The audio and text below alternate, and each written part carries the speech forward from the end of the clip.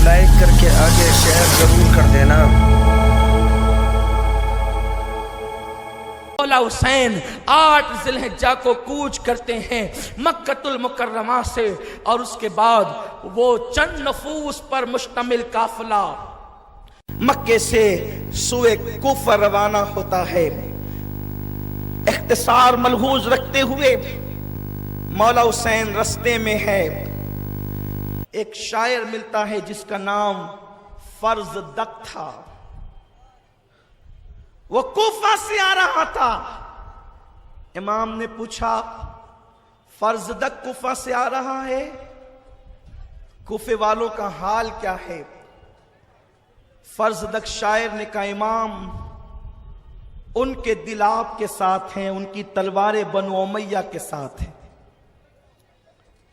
اس لیے کہ انہیں پتہ ہے حق پر آپ ہیں، لیکن ان کی تلواریں بنو امیہ کے ساتھ اس لیے ہے کہ وہ دنیا کے لالچی کتے ہیں۔ ابن زیاد بدنہاد بانی فساد نے کوفہ کے جتنے بااثر بڑے بڑے لوگ تھے ان سب کی جیبیں بھر دی، ان کی تجوریاں بھر دی، انہیں خرید لیا، اور جو غریب عوام ہے وہ تو بہرحال آپ کے ساتھ ہے لیکن وہ کچھ نہیں کر سکتے سوائے بے کسی اور بے بسی کے، ان کے پاس کچھ نہیں۔ لیکن خوف و ہراس میں ان بدبختوں کا حال بھی یہ ہے کہ ان کی تلواریں بنو امیہ کے ساتھ ہو گئی ہے۔ مولا حسین آگے بڑھے، آگے بڑھنے کے بعد آپ کو اطلاع ملی کہ حضرت سیدنا امام مسلم شہید ہو گئے۔ آپ نے انا للہ پڑھی، لیکن آپ کے ساتھیوں کو پتہ نہیں تھا کہ مسلم شہید ہوئے۔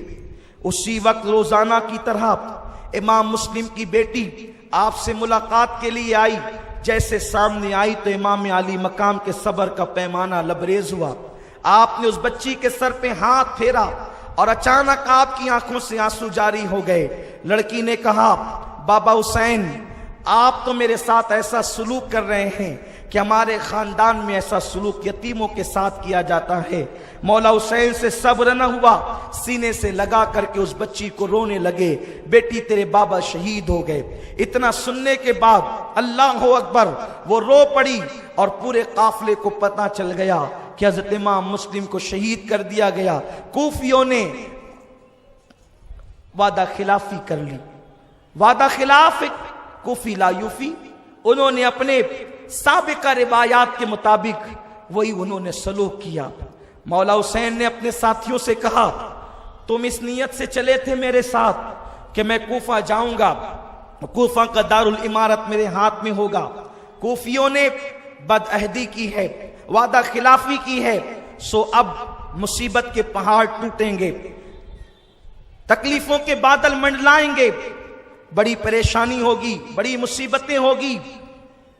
جس کا اندازہ میں کرتا ہوں آپ نہیں کرتے، جسے میں دیکھ رہا ہوں آپ نہیں دیکھتے، اس لیے میں تم سب سے کہتا ہوں جو جانا چاہے چلا جائے۔ لیکن آپ کو حیرت ہوگی، کچھ لوگ مکے سے ساتھ ہوئے تھے، ان میں سے کچھ لوگ واپس لوٹ گئے، لیکن جو مدینہ طیبہ سے ساتھ چلے تھے انہوں نے کہا جان دیں گے حسین لیکن تجھے چھوڑ کر نہیں جائیں گے، آپ کے بعد جینا بھی کوئی جینا ہے، ہم ایسا نہیں کریں گے۔ اور آگے بڑھے، حضرت امام عرش مقام امام حسین علیہ جدی علیہ السلام نے حضرت قیس کو کوفہ کی سرزمین پر خط لے کر کے بھیجا، حالات کہ تم لوگوں نے بلایا، بے وفا ہو گئے، اور اب تمہارا ارادہ کیا ہے؟ اب کہو تو میں واپس چلا جاؤں۔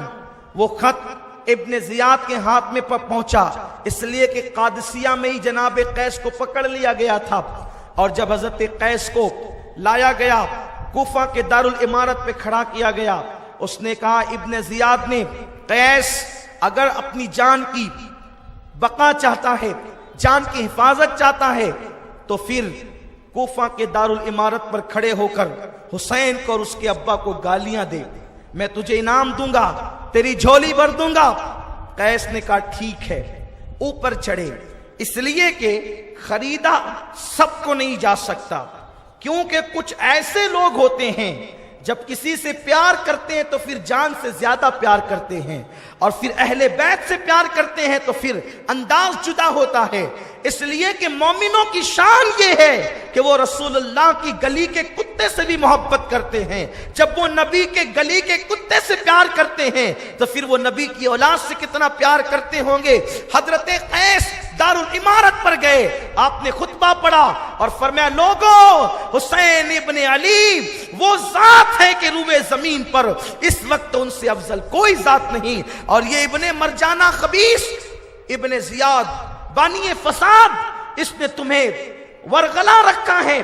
لوگوں آنکھیں کھولو, تم نے خطوط بھیجے, تم نے ابن رسول کو بلایا, تم نے دعوت دی, مہمان بنایا, اور تم کیا کر رہے ہو؟ جب یہ باتیں آپ نے کہنی شروع کی وہ غصے میں آ گیا اور جلاد کو کہا کہ اس کے ٹکڑے کر دے, اور جلاد آیا اور حضرت قیس کو اس نے شہید کر دیا. حضرت قیس امام علی مقام اور ان کے نانا پہ درود و سلام پڑھتے ہوئے انہوں نے جام شہادت نوش فرمایا. اس طریقے سے معرکہ کربلا کا یہ جو ہے چوتھا شہید تھا. پہلا شہید حضرت امام مسلم, دوسرے تیسرے شہید محمد و ابراہیم, اور یہ چوتھا شہید. اللہ اکبر.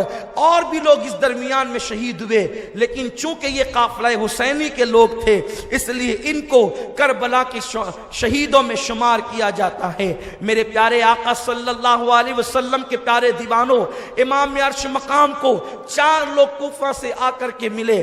آپ نے ان سے پوچھا کیا حال ہے؟ ان لوگوں نے کہا امام وہاں تو اتنا بڑا لشکر تیار ہے آپ کے خلاف کہ اگر ہم نے اپنی زندگی میں اس سے بڑا کوئی لشکر نہیں دیکھا. آپ کے ساتھ اتنے کم لوگ ہیں, آپ واپسی کا ارادہ فرما لیں, یا آپ ایک کام کریں کہ آپ کو فلاں فلاں حکومت کے کارندے مدد کرنے کے لیے تیار ہے.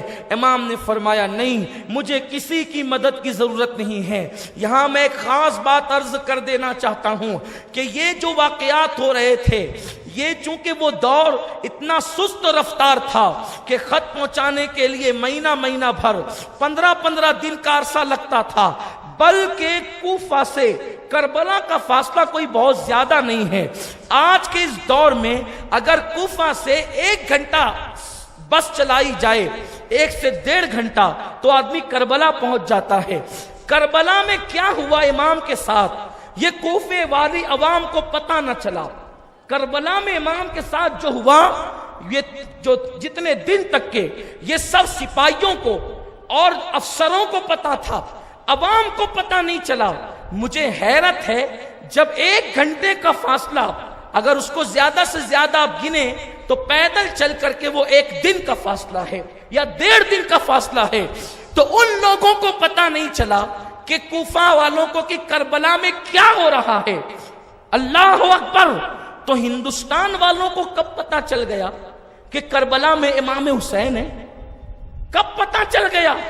یہ پلید دشمنان اہل بیت اس طریقے کی بات آج پیش کر رہے ہیں کہ فلاں تاریخ میں لکھا ہے جی کہ فلاں مشرکین اتنے کربلا میں امام حسین کے ساتھ گئے. ہم نے کہا پلید نظر کر, تاریخ پر ایمان نہیں لایا جاتا. ہم تاریخ پر ایمان نہیں لائے, ہم حدیثوں پر ایمان لائے ہیں, اور ہمارا ایمان ہے حسین پر جنہوں نے جان دی ہے وہ سب کے سب جنتی ہے. کوئی مشرک کبھی جنتی ہو نہیں سکتا, اور حسین اس عظیم ذات کا نام ہے. ارے جس کی اولاد اگر کوئی اس کے کپڑے دھل دے تو میرے نبی خواب میں آ کر اسے ایمان کی دولت عطا کرتے ہیں. حسین کا کوئی ساڑو ہو کر کے مشرک رہے, یہ مولا حسین کی عزت, غیرت اور ان کے خون کی تاثیر کی عظمت کے خلاف ہے. لوگوں بولنے سے پہلے تولو اور اس طریقے کی واہیات باتیں نہ کرو. لوگوں اپنے ایمان کی حفاظت کرو. کل تمہیں امام حسین کو بھی منہ دکھانا ہے, کل تمہیں سیدہ زہرا کو بھی منہ دکھانا ہے. اس لیے اخبار کے حوالوں پر کتابیں نہیں لکھی جاتی. اخبار تو کہتے ہی اسے ہیں کہ جس میں امکان صدق و کذب ہوتا ہے, جو سچا نہیں اسی کو اخبار کہتے ہیں.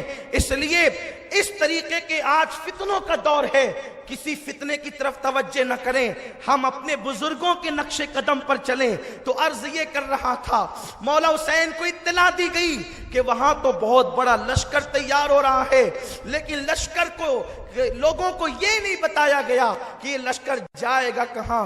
اللہ اکبر. مولا حسین نے پھر فرمایا ایک کام کرتے ہیں کہ ہم لوگ کوئی دوسرے راستے سے کہیں چلتے ہیں. حضرت امام مسلم کے بیٹوں نے، ان کے بھائیوں نے کہا مسلم کی شہادت کے بعد ہم زندہ نہیں رہنا چاہتے، یا تو ہم بدلہ لیں گے یا تو ہم بھی شہید ہو جائیں گے. مولا حسین نے فرمایا پھر تقدیر کی طرف بڑھو، تدبیر ناکام ہے، تقدیر کی طرف بڑھو. المختصر یہ کہ وہ قافلہ بڑھتا گیا. سامنے سے دیکھا 1000 کا لشکر لے کر حر آ رہا ہے، 2 پیر چلچلاتی ہے. حر کو دیکھا، حر جیسے ہی آیا اس نے کہا حسین مجھے ابن زیاد نے بھیجا ہے تاکہ میں تمہیں اس کے پاس پہنچا دوں. آپ نے فرمایا حر باتیں بعد میں ہوگی، یہ بتا تیرے گھوڑے زبان باہر کیوں نکالتے، ہلتے کیوں ہے؟ کہا کہ مولا چونکہ اس نے ہمیں کہا تھا کہ جلدی جانا اور حسین کو پکڑ لینا، تو ہم اس کے حکم پر عمل کرنے کے لیے کہیں رکے نہیں، بہت تیز تیز آئے ہیں کوفہ سے یہاں تک، تو ہمارے گھوڑوں نے پانی نہیں پیا، میری فوج نے پانی نہیں پیا.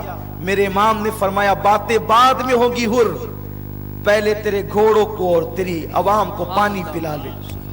مولا حسین نے اپنے مشکیزے اڈیل دینے کا حکم دیا. یہ آل محمد کا کردار ہے. نبی کی اہل بیت کی شان یہ ہے جو پانی بن کرنے والے ہیں انہیں پانی پلایا جا رہا ہے، جو مارنے والے ہیں انہیں زندگی دی جا رہی ہے. اسی لیے تو حضرت